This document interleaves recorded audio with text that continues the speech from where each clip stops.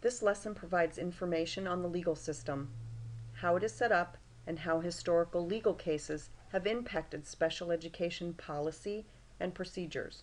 Where did we come from and how did we get here? And why is that important?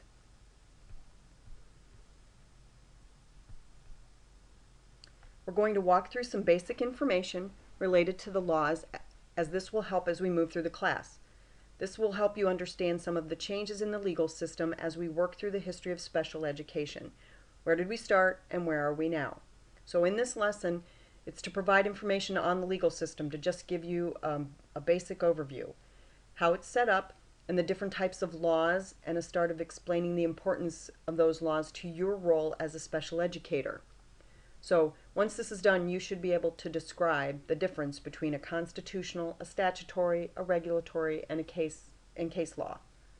And then you should be able to locate a rule in the Michigan Administrative Rules for Special Ed and a regulation in the federal regulations. And I'm going to provide you with those documents.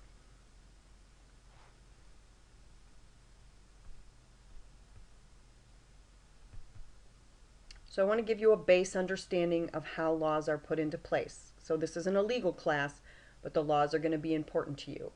So think of this lesson as just a quick review of some of the history lessons or classes that you've had.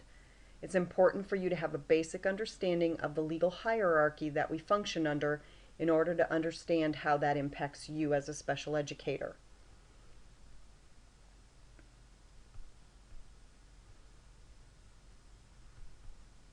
So the next 3 slides are just to give you a visual of the federal, state, and local government setup.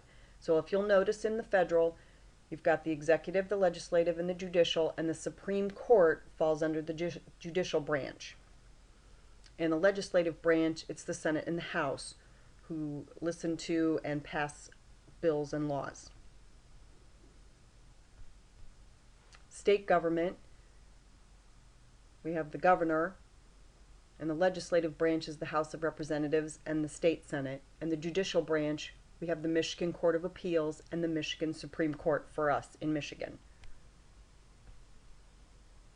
And then at the state level, you of course have the mayor and the city council, a lot of times the city manager, and you have the municipal court.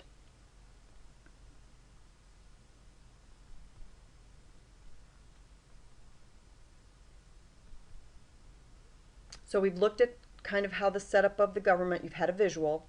Now we're looking at the 4 different types of laws. And we're not going to get really detailed into them. You just need to know the structure of the laws as we move through and where the pieces come from that relate to you. So there's 4 types of laws: constitutional, statutory, regulatory, and case law. So we're going to start with the Constitution. It was put into effect in 1789. It was comprised of the preamble, 7 articles, and 27 amendments. Over 10,000 amendments have been proposed to the Constitution, but as you can see, there are only 27 included, so many of those have not been incorporated. It's only amended 27 times in 200 years. So lots of proposals, but not a lot have made it through.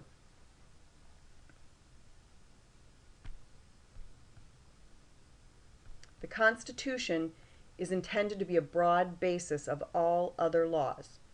There's no single statute, regulation, or case law that violates the Constitution. The U.S. Supreme Court interprets the Constitution, which is the supreme law of the land. Education is not mentioned in the Constitution.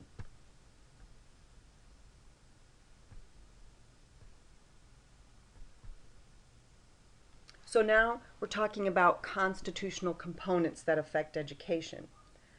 We have Article 1, Section 8, the 10th Amendment, and the 14th Amendment, Section 1. These amendments provide the Constitution basis for federal involvement in American education and the rights of students with disabilities. So, Article 1, Section 8 states, "The Congress shall have power to lay and collect taxes, duties, imposts, and excises, to pay the debts, and provide for the common defense and general welfare of the United States." So, we're using terms in the Constitution that are fairly broad, remember. General welfare is a broad term that provides for the involvement of the federal government in passing federal legislation like the Individuals with Disabilities Act that we will be talking about that relates to all special education. The 10th Amendment states, the powers not delegated to the United States by the Constitution, not prohibited by it to the states, are reserved to the states respectively or to the people. Since the Constitution doesn't identify education as a federal responsibility, nor does it deny the states, each state has taken responsibility for educating children through its state constitution. So as we talk through this, you're going to have federal laws that talk about education, which flow down to the states, and the states have to interpret that and make it work for them. The 14th Amendment, Section 1 states, no state shall make or enforce any law which shall abridge the privileges or immunities of citizens of the United States, nor shall any state deprive any person of life, liberty, or property without due process of law, nor deny to any person within its jurisdiction the equal protection of the laws. I'm going to say that again. Nor deny to any person within its jurisdiction the equal protection of the laws. So this amendment, the 14th Amendment, may possibly be the most important for special education rights and laws. Due process of law and equal protection of the laws are the basis for many important precedents that were set through the case law. Once a state undertakes the responsibility of educating children, that education becomes a property right. Education is a right which must be made available to all on equal terms. Education cannot be taken away without due process, and based on this amendment, no child can be denied access to education based on any unalterable characteristic, color, sex, disability.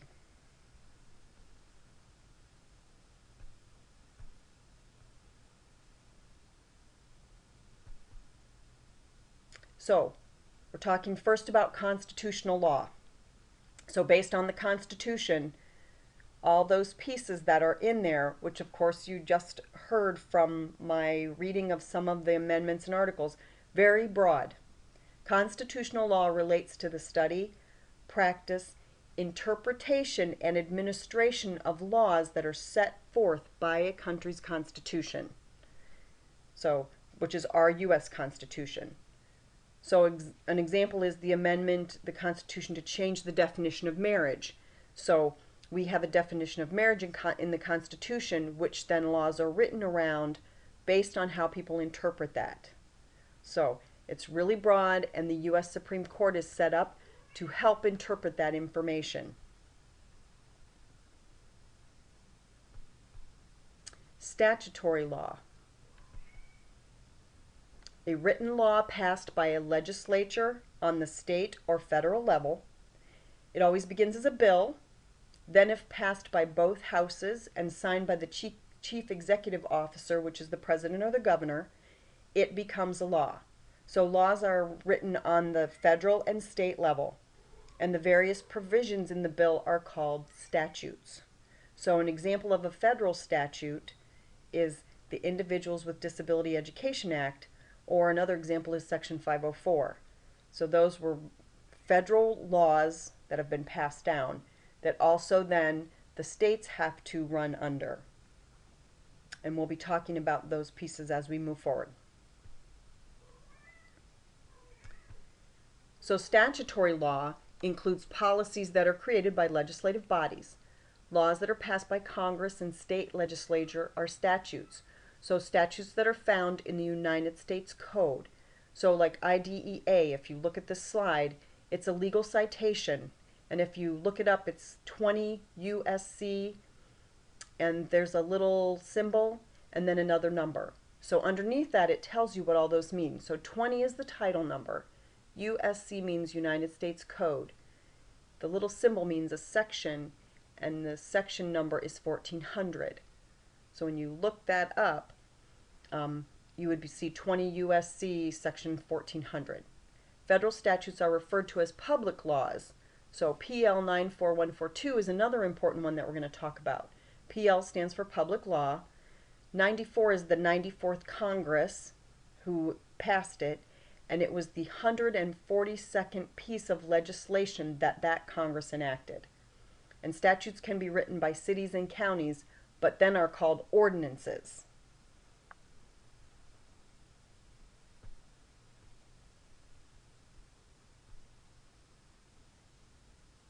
And when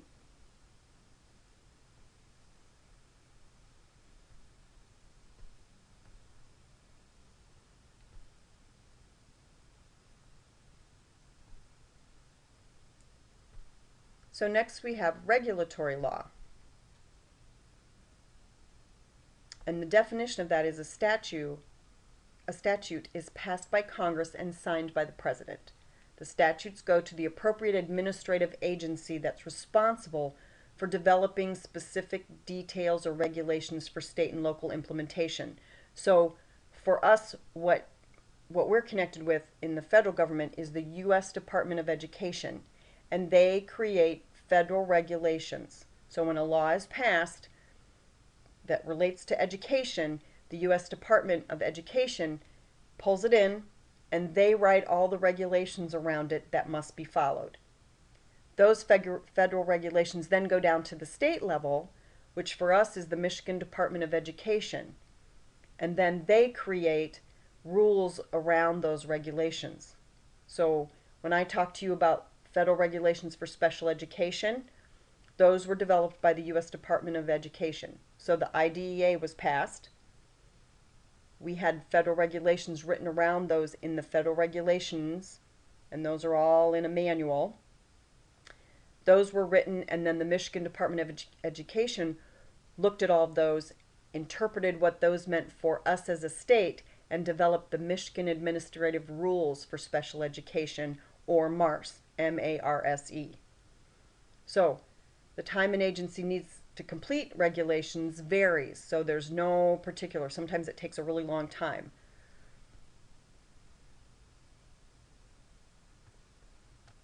So U.S. Public 94142, Education for All Handicapped Children, Act of 1975.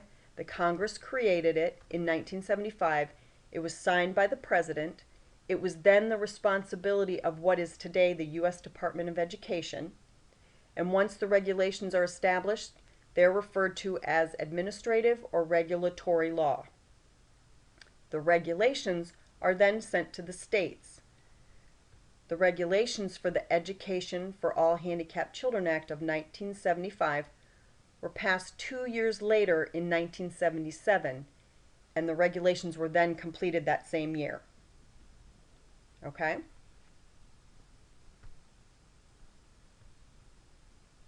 So then we get into case law. Laws that are established by a judicial decision in a case. Case law is often referred to as judge-made law, and they interpret statutory laws that were created. Case law serves as the impetus to the passage of new and refined statutory law. Different courts might interpret a statute differently. State or district court decisions apply to that state or district. So the states are all involved in a district court, and Michigan is in the 6th district. The U.S. Supreme Court interpreted PL 94142 through the Board of Education of Hendricks-Hudson Central School District versus Raleigh in 1982. So there were some questions about the law that was written. Some people didn't like it, so they took it to court to challenge it. And it went all the way up to the U.S. Supreme Court.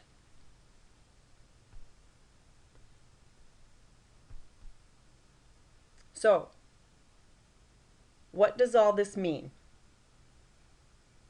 It is essential for students that are studying special education to understand the connection among the different types of laws. You need to have an understanding that laws follow a cycle, and the laws are made, reviewed, and sometimes reauthorized or renewed. Congress puts an end date on some pieces of legislation. That means that Congress has to go back and revisit and possibly reauthorize the legislation. The law can be reviewed on schedule and found to need no changes or to need a lot of changes. And we're going to be looking at the Individuals with Disabilities Act in detail as we go through this class and how it came to be and some of the revisions that have happened to it and how that impacts us as special educators. So remember that the Constitution is the supreme law of the land. All laws created by Congress must be in compliance with the Constitution. There are 4 major forms of laws, and there are rules and regulations that determine how special education is provided. If you have any questions, make sure that you email me in my virtual office. So I'm going to give you some tools to help you navigate these laws. So I mentioned the Federal Register. Those are regulations that were designed, okay? And you can designate those when you look something up. Those regulations all start with the number 300. So, for example, you'll find 300.1, the purposes for the regulations. And this will make more sense as we start looking through those. The next tool that I'm going to give you is the Michigan Administrative Rules for Special Ed, or MARS. That's the abbreviation for it, the acronym. Michigan rules are designated by 340. So that's how you tell the difference between a federal statute or regulation and a Michigan rule. A regulation will start with 300, a Michigan rule will start with 340. So an example is 340-1701, and the title for that you'll find it is the Assurance of Compliance. And these resources will be available to you in our shared documents. You don't have to print them all out, they're very large, but if I'm talking about a rule or regulation, you can open that up if you save it to your desktop and go to that and refer to what I'm talking to you. So this is an example from the Federal Register. See how it's titled 300.1, the purposes, which I just referred to. I just wanted to give you a copy of it so you could look at it. The purposes of this part are, now they're broken into like A, B, and C. So you may see 301A.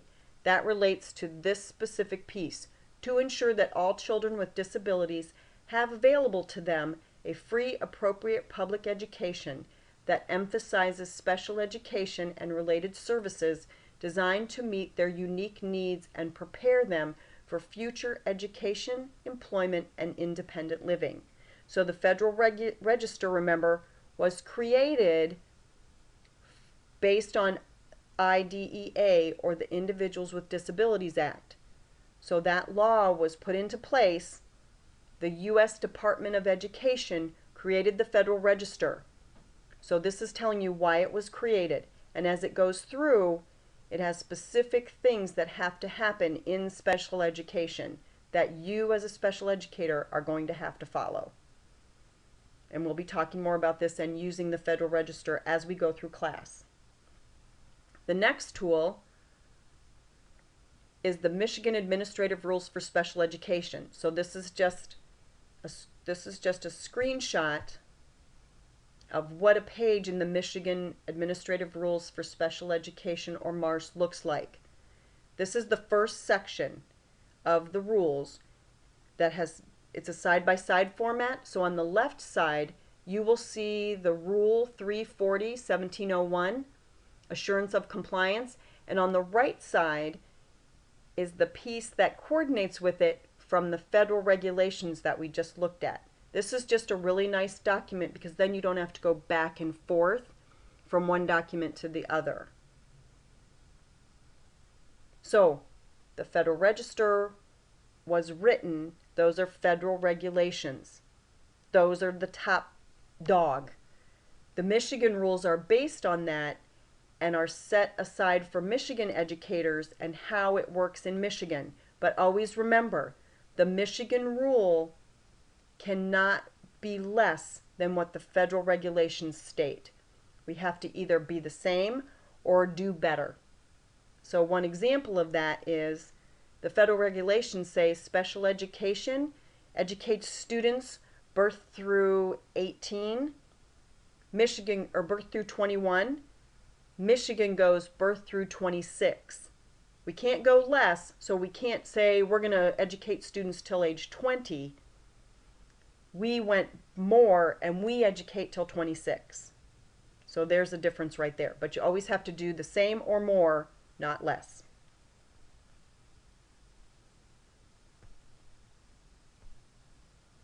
And that's just the Mars continued, where sometimes the federal regulation is a little bit longer and we go by the federal regulation, and there isn't a Michigan rule because we're going by the federal regulation.